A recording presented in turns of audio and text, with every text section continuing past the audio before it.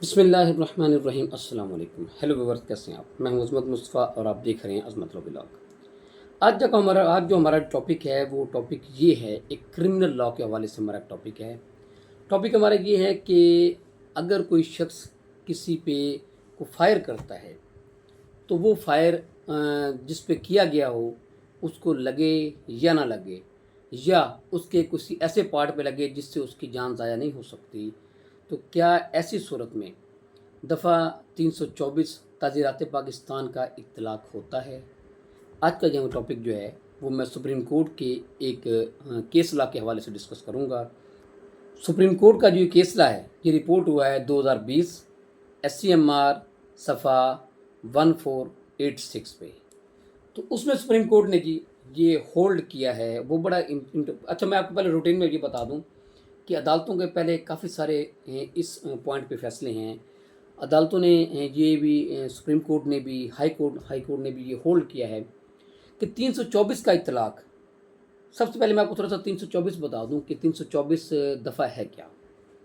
324 जो सेक्शन है Pakistan penal code का, उससे मुराद ये है कि अटेम्प्ट टू कमिट मर्डर, किसी का भी कत्ल करने के लिए कोशिश की जाए, अटेम्प्ट की जाए कि उसके लिए अगर किसी को फायर मारा जाए तो ये किसी को कत्ल करने की कोशिश है। अगर किसी को वाइटल पार्ट पे यानी कि सर में कुल्हाड़ी मार दी जाए और उसकी इस नीयत से हो कि वो देखा जाए कि ये वाइटल पार्ट है, अगर इस पे यहाँ पे चोट कोई लगती है जो को मारता है तो उसकी नीयत यही थी कि ये बंदा मर जाए, या किसी को गोली मारी जाती है तो इसी जो नीयत से समझा जाता है कि इसी नीयत से मारी गई है कि ये बंदा मर जाए। तो अटेम्प्ट टू कमिट मर्डर जो है, ये किसी को कत्ल करने की कोशिश करना, अटेम्प्ट करना, ये है 324 कानून में।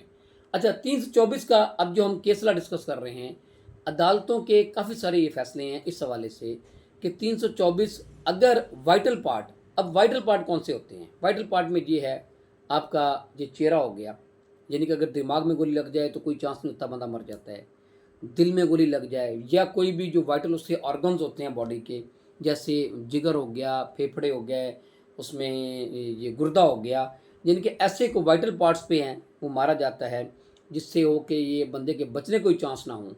तो अदालतों ने ये कहा है कि अगर तो वाइटल पार्ट पे तो गोली मारी जाती है, गोली लगती है और फिर भी बंदा बच जाता है, तो उसमें ये कहा जाएगा कि ये 324 इसमें इसका इत्तलाक़ होता है, दफ़ा 324 का इत्तलाक़ होता है। फॉर द रीज़न कि ये जो ज़रब लगी है, ये जो ज़ख़म आया है वो उसके वाइटल पार्ट पे है, जिस्म के ऐसे हिस्से पे है कि जहाँ पे नॉर्मली जो है अगर बंदे को चोट लगाई जाए या गोली मारी जाए उससे बंदा मर जाता है।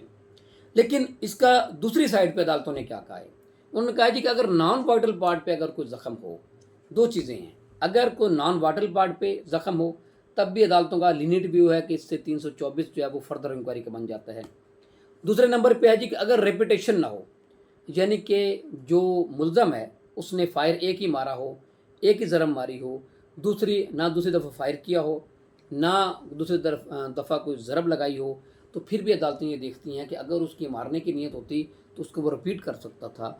फायर अगर मारा हो तो फायर को रिपीट कर सकता था। अगर वैसे किसी कुल्हाड़ी से, किसी छुरी से अगर जो है या चाकू से कोई ज़ख़म दिया है तो उसको रिपीट नहीं किया गया, तो अदालतें ये देखती हैं कि फिर भी 324 के हद तक ये देखना होगा ड्यूरिंग द कोर्स ऑफ जो है ये ट्रायल जो है कि क्या वाकई ही ये बनता है कि नहीं बनता। 324 के हवाले से ये बात की जा रही है।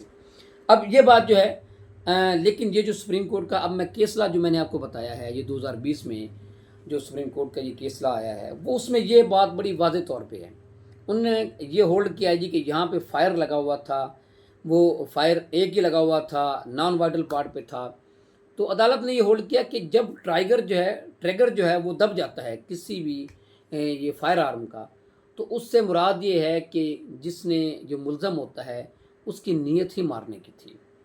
इससे कोई कंसर्न नहीं है कि इसमें फायर रिपीट नहीं किया गया, इससे कोई कंसर्न नहीं है कि ये वाइटल पार्ट पे नहीं लगी। यानी कि जब किसी ने को फायर किसी पे कर दिया है, उसने अपना ट्रिगर दबा दिया है उसका पिस्टल का या फायर आर्म जो भी है था उसके बाद उसका दबा दिया है, तो इस मीनिंग देयर बाय कि उसकी नीयत थी कि इसको कत्ल कर दिया जाए।